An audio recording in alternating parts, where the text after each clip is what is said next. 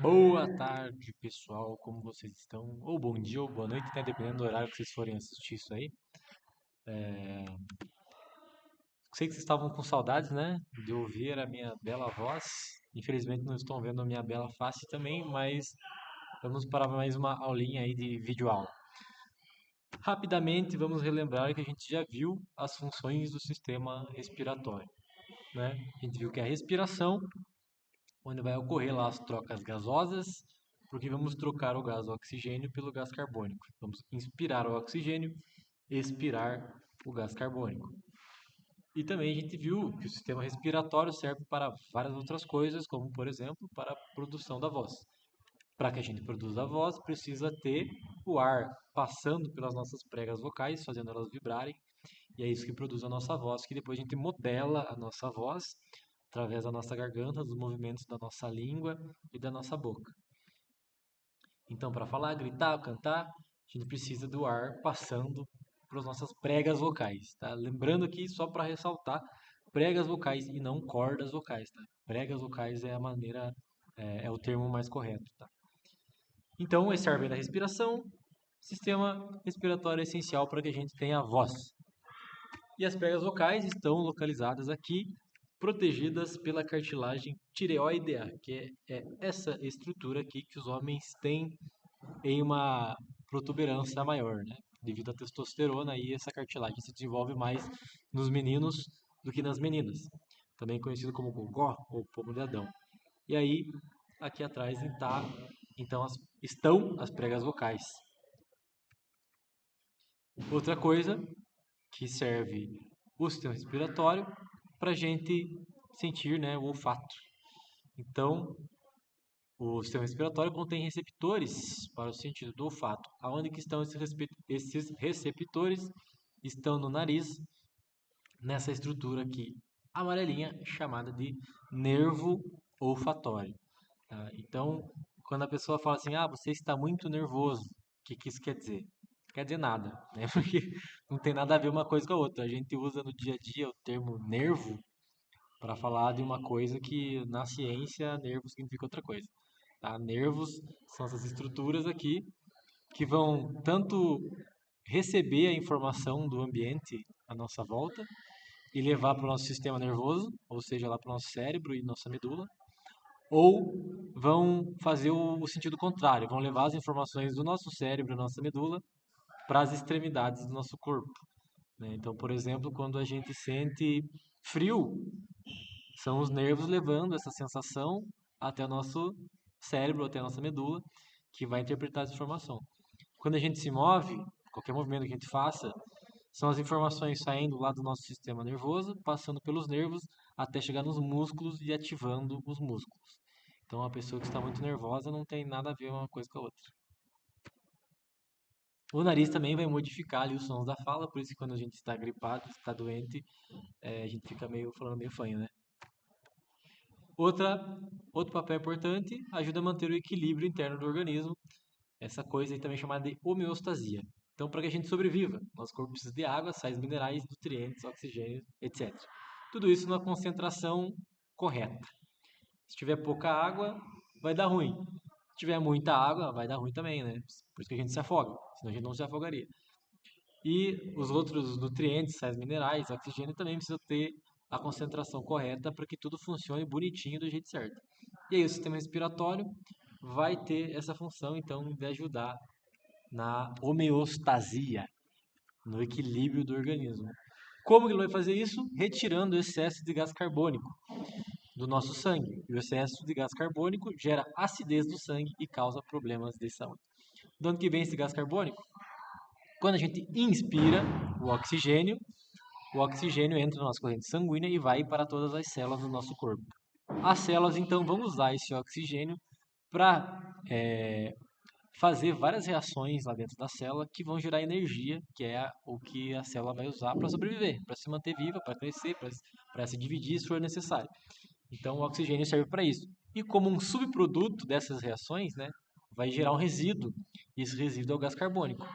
E aí o nosso corpo se livra desse gás carbônico fazendo a expiração. Porque, acho que está escrito aqui ou não, está aqui. Se tiver muito gás carbônico no sangue, vai causar a acidez do sangue e pode ocasionar a morte. Então, o que acontece com o gás carbônico? Sai da nossa corrente sanguínea, passa pelos nossos pulmão, né, e pelo resto dos nossos órgãos do sistema respiratório e sai e vai embora. Então, trocas gasosas removem gás carbônico do sangue e abastecem o sistema circulatório com oxigênio.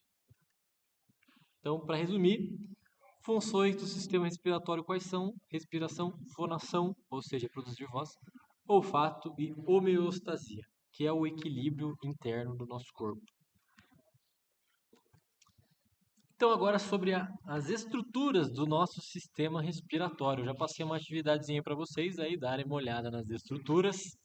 E eu quero que vocês deem uma pausada aí nesse vídeo e me digam, ou digam para vocês mesmos aí, né, onde vocês estão vendo essa videoaula, se vocês reconhecem alguma estrutura aqui do sistema respiratório. Tentem aí dar nomes, sem pesquisar nada, só para vocês mesmos, por curiosidade.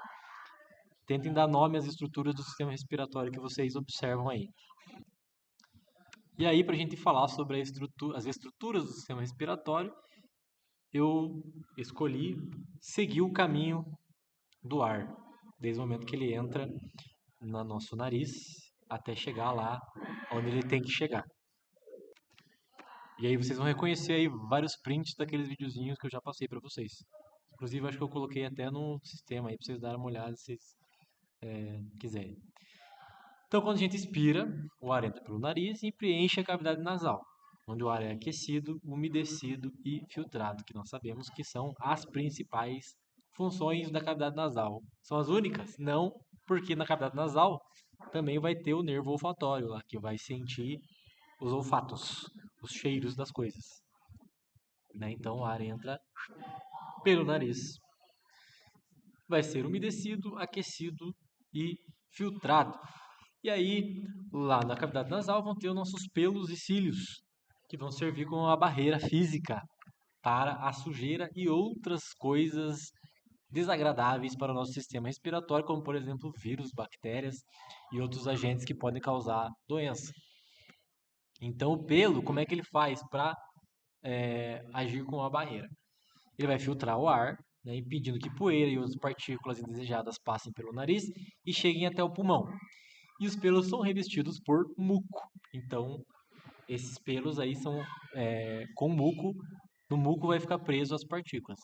Tá? O muco, o que é o muco? O muco é o famoso ranho. Né? O ranhão lá que a gente produz, ele é a produção natural do nosso corpo para revestir os pelos para parar essas partículas indesejadas. Por que a gente produz muito ranho quando a gente está gripado ou com outras doenças? Porque é uma resposta do nosso organismo que ele pensa, pô, tem alguma coisa errada aí, a gente tem que mandar isso para fora, né? Então ele começa a produzir bastante ranho para lavar o teu nariz e tirar as coisas que estão incomodando de lá, né?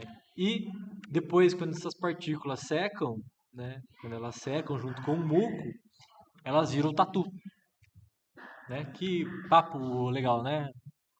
Espero que vocês não estejam almoçando agora. Então, a cavidade nasal secreta muco, que serve para umedecer o ar também, mas principalmente varrer as partículas indesejadas, principalmente em grande quantidade, né?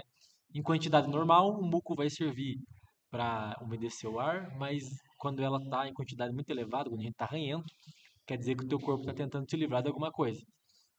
Então é como se a gente jogasse um balde de água lá quando a gente está lavando a casa para limpar as coisas.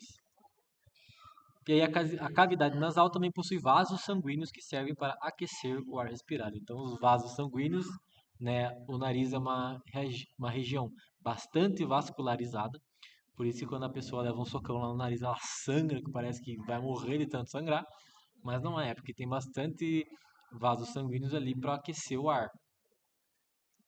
E aí depois da cavidade nasal, ele vai passar para a faringe, que é esse local aí que se comunica também, né, como a gente pode ver aqui, tanto ao sistema respiratório quanto ao sistema digestório.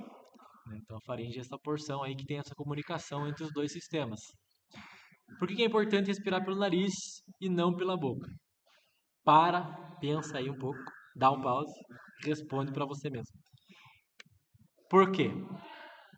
porque na boca a gente não vai ter os pelinhos que servem para filtrar as partículas indesejadas. Então, quando a gente respira pela boca, tem mais riscos de a gente acabar respirando alguma coisa indesejada. Não? Pode ser uma poeira, pode ser um vírus, pode ser uma bactéria, pode ser outra coisa. Então, por isso que é recomendado sempre respirar pelo nariz. Então, a faringe é uma via comum para a respiração e para a alimentação, como estava na pergunta passada ali da atividade passada. Depois da faringe, a gente vai para a laringe, no caso da respiração, né? Então, no caso da respiração, a epiglota vai se abrir, permitindo a passagem do ar para a laringe. E aqui estão as pregas vocais. No caso da deglutição, quando a gente se alimenta, a epiglota vai fechar e da faringe ele vai passar, o alimento vai passar para o esôfago. Então, a epiglota vai controlar essa passagem de comida para o esôfago e de ar para a laringe. Então, aqui está um exemplo, né, de uma pessoa se alimentando e aí podem ver que a epiglota que estava aberta, ela se fecha, impedindo que a comida entre no sistema respiratório. Se entrar, o que acontece? Na melhor das hipóteses, você se engasga, tosse e manda para fora. Na pior das hipóteses, aí você vai ter que ter um colega aí que sabe fazer aquela manobra lá que desengasga a pessoa, né? Que dá aquele abração por trás lá. E aí, como a gente já falou, na laringe lá vai estar a cartilagem tireoide, né? Na laringe, também conhecido como garganta. E vão estar as pregas vocais. A laringe é uma pequena conexão entre a faringe e a traqueia, né? Então lá estão localizadas as pregas vocais. A epiglota está aqui. Essas aqui são as pregas vocais. E atrás aqui é o esôfago, ou seja, essa porção aqui, né? Então a epiglota está aberta, como está aqui, as pregas vocais e o esôfago. E aqui um exemplo das pregas vocais durante a produção de voz, né? É isso que acontece aí quando vocês falam e quando eu estou falando, inclusive agora, minhas pregas vocais estão exatamente dessa maneira aí. Enfim, depois que o ar sai da laringe, ele vai para a traqueia, que é esse tubo aí elástico, né, com anéis cartilaginosos para dar elasticidade ao tubo.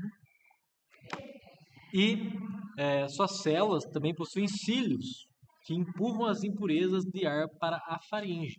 Então, eles ficam cílios ali balançandinho na direção contrária da entrada do ar. Então ele vai empurrando. Se passar as impurezas lá pelos pelos do nariz, aqui eles podem também ficar presos e vão sendo empurrados para fora, até chegar o momento que vai te dar a vontade de dar uma tossida, de tá? Tirar essas coisas para fora. E aí você pode engolir daí essa sujeira. Me perdi, cadê? E na faringe as impurezas são engolidas ou expulsadas através da tosse, como eu disse, né? Então ela vai empurrando ali, você dá uma engolida ou então você tosse tudo para fora. A traqueia se divide em brônquios e nesse ponto há uma crista chamada de crista carina. Então, quando a traqueia, aqui está a laringe, né, que é uma porção pequena do sistema respiratório, depois passa para a traqueia e aqui vai ter a divisão dos brônquios e bem aqui nessa divisão vai ter a crista carina, que é uma parte que é responsável pela produção do reflexo da tosse. Então, quando bate uma coisa esquisita aqui, dá vontade de tossir. E aí, né, o traqueia se divide em brônquio esquerdo e brônquio direito. Obviamente, o brônquio direito vai para o pulmão direito e o brônquio esquerdo para o pulmão esquerdo. E lá nos brônquios, os brônquios se dividem mais uma vez, se ramificam, né, melhor dizendo, em bronquíolos, que são as partes menores ali. Então, o brônquio direito segue para o pulmão direito, o esquerdo para o pulmão esquerdo, sem segredo. E lá no fim dos bronquíolos estão os famosos sacos alveolares, que são esses cachinhos de uva aí. Os sacos alveolares são estruturas microscópicas formadas por alvéolos. Cada bolinha dessa é um alvéolo. O conjunto de todas as bolinhas são chamados de sacos alveolares. Que eles têm mais ou menos essa carinha aqui. Então, muito capilarizada também, muito vascularizada, tem vários capilares, né? Capilar é uma veia, né, ou uma artéria bem fininha. Então, quando elas são bem fininhas, assim, microscópicas, a gente chama eles de capilares. Então essa região é bastante vascularizada. Por quê? Porque quando o ar chegar aqui, o oxigênio vai ter que entrar nesses capilares e o gás carbônico vai ter que sair desses capilares. Então é por isso que os capilares estão aqui bem grudadinhos nos alvéolos. Então nos alvéolos ocorrem as trocas gasosas através dos capilares e é mais ou menos esse esquema aqui o que acontece. Então o oxigênio está entrando ali em vermelho, ele vai lá para as células sanguíneas que são as ou os. Isso aí, tá certinho, escutei você falar aí. Glóbulos vermelhos, né? Ou também chamados de hemácias. Então, os oxigênios vão entrar lá nas hemácias e os gás carbônicos vão sair das hemácias e sair para fora do nosso organismo através da expiração. Para onde que vai o oxigênio? Para as células. Para as células usar para fazer energia lá nas mitocôndrias das células. Se vocês lembrarem lá do primeiro ano do ensino médio, vocês veem isso, se eu não estou enganado. As funções lá das organelas das células. Então, lá nas mitocôndrias, o oxigênio vai parar de todas as células do teu corpo para essa célula usar o oxigênio para formar, para gerar energia, para a célula sobreviver, né? A célula precisa de energia também. E aí, nesse processo, ela vai acabar gerando o gás carbônico. E o gás carbônico vai também entrar lá nas hemácias, né, nos glóbulos vermelhos, e vai sair pela expiração. Do mesmo jeito que o oxigênio entrou, o gás carbônico sai. Então, todo esse transporte de oxigênio e gás carbônico através do sangue é feito pelos glóbulos vermelhos, também chamados de. Exatamente, isso aí que você falou, hemácias. Então, resumidamente aqui, né, ocorrem as trocas gasosas, pegamos o gás oxigênio da atmosfera através da inspiração, e liberamos o gás carbônico através da expiração. Aqui o resuminho das estruturas e dos órgãos do sistema respiratório. Né? Não estão todos aqui, porque está faltando os sacos alveolários e os alvéolos. E o que eu quero, nossa, o que eu quero que vocês façam agora é copiar esse resumo aqui da passagem do ar ali, né? Passo a passo, por onde o ar passa, o que acontece. E depois que vocês copiarem no caderno bem bonitinho, quero que vocês tirem uma foto e postem nessa atividade. Beleza? Valeu. Qualquer coisa, estou à disposição, né? Podem mandar mensagem, pode ser no Class, no e-mail, no WhatsApp, onde vocês quiserem. Então, bons estudos e até semana que vem, se nada aparecer, né? Porque sempre que eu vou ter aula com vocês, eu não tenho. Mas beleza, né? Tchau pra vocês.